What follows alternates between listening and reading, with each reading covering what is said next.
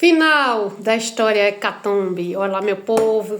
Chegamos à conclusão desta saga chamada Hecatombe, história que aconteceu em Garanhuns, um dos capítulos do livro Garanhuns, álbum do novo milênio. Então vamos lá saber o final dessa história. Bem, sem dúvida, sem qualquer dúvida, o autor do rumoroso assassinato foi o capitão da Guarda Nacional, Francisco Sales Villanova Melo, motivado por um misto de política e razões de caráter pessoal. Sales Villanova era jornalista e escrevia frequentemente nos jornais de Garanhuns seus artigos eram publicados na grande imprensa do Recife. Denunciava e criticava atos de vandalismo, transgressões e toda sorte de arbitrariedades praticadas pelos correligionários e seguidores do Coronel Júlio Brasileiro, sem que este tomasse qualquer iniciativa para obstar e incriminar qualquer malfeitor. O caldeirão foi esquentando a temperatura, a ponto de o coronel mandar um capataz aplicar uma surra, um linchamento contra Sales Villanova. Este segundo registra o historiador Alfredo Leite Cavalcante no seu clássico História de Garanhuns, Biblioteca Pernambucana da História Municipal, volume 18, segunda edição de 1997. Aos 20 e poucos anos de idade, ingressou na política municipal, ocupando vários cargos públicos.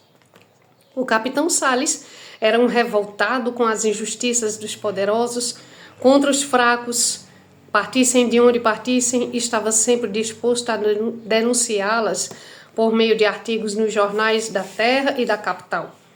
Não escapavam da sua pena acusadora. Até que à noite do dia 12 de janeiro de 1917, quando se dirigia para a sua residência, o capitão e jornalista foi dominado por indivíduos mascarados que o surraram impiedosamente, deixando-o repleto de escoriações pelo corpo. Sabendo de onde partiu a agressão, no domingo 14 de janeiro toma o trem com destino ao Recife, onde, segundo for informado, encontraria o Coronel Júlio Brasileiro. Desce na estação central do Recife e se dirige ao Café Chile, onde se depara com o Coronel Júlio Brasileiro e lhe desfere a carga de seu revólver, deixando o líder político prostrado, sem vida. No dia seguinte chega a Garanhuns a notícia do assassinato do Coronel Júlio Brasileiro, cuja viúva, a senhora Ana de Peron, reúne os familiares e declara que não derramaria uma só lágrima até que vingasse a morte do marido.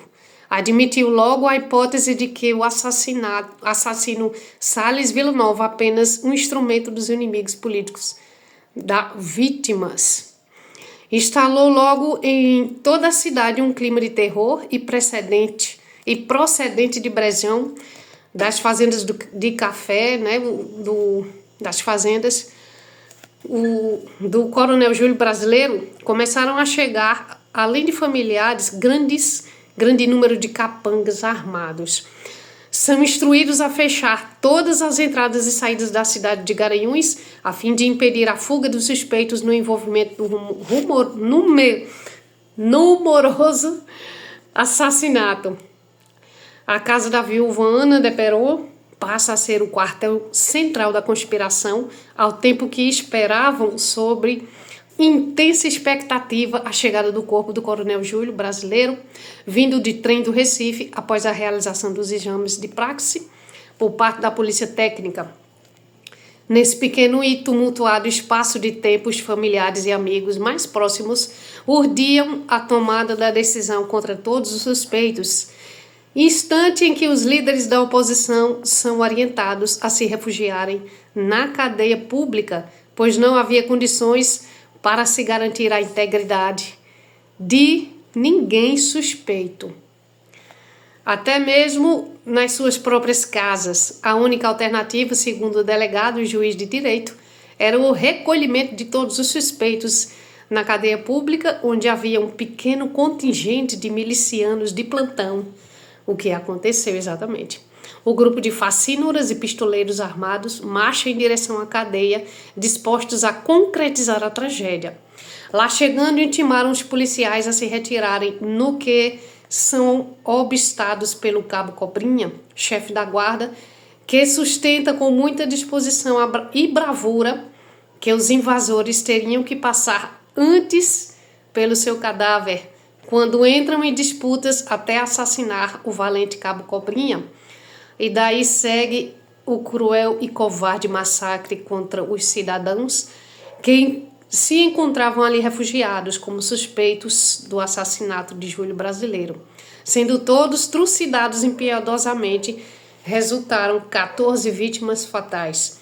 A tragédia, que alcançou repercussão além fronteiras, ficou conhecida como a Hecatombe de Garanhuns. Pois é, e resumindo, a viúva Ana de Peron, ela contratou todos os capangas que trabalhavam para o coronel, inclusive foi contratado em especial um dos capangas do bando de Lampião, que havia se escondido lá em Brejão naquela época, que estava escondido naquela época.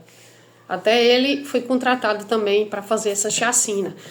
E segundo o livro do professor Cláudio, reuniram todos os homens da família do assassino. Eles quiseram proteger, né, os homens da família, levaram todos para a cadeia, inclusive até crianças, meninos. E lá foram assassinados todos. Todos foram assassinados. Essa é a tragédia, né? A famosa Hecatombe. Bom, Garanhuns não para só nessa tragédia, não. Tem outras tragédias que é o próximo assunto do próximo capítulo, que é o assassinato do bispo, ok? Amanhã espero vocês para mais uma continuidade de tragédias acontecidas no passado aqui em Garanhuns. Cheiro no coração.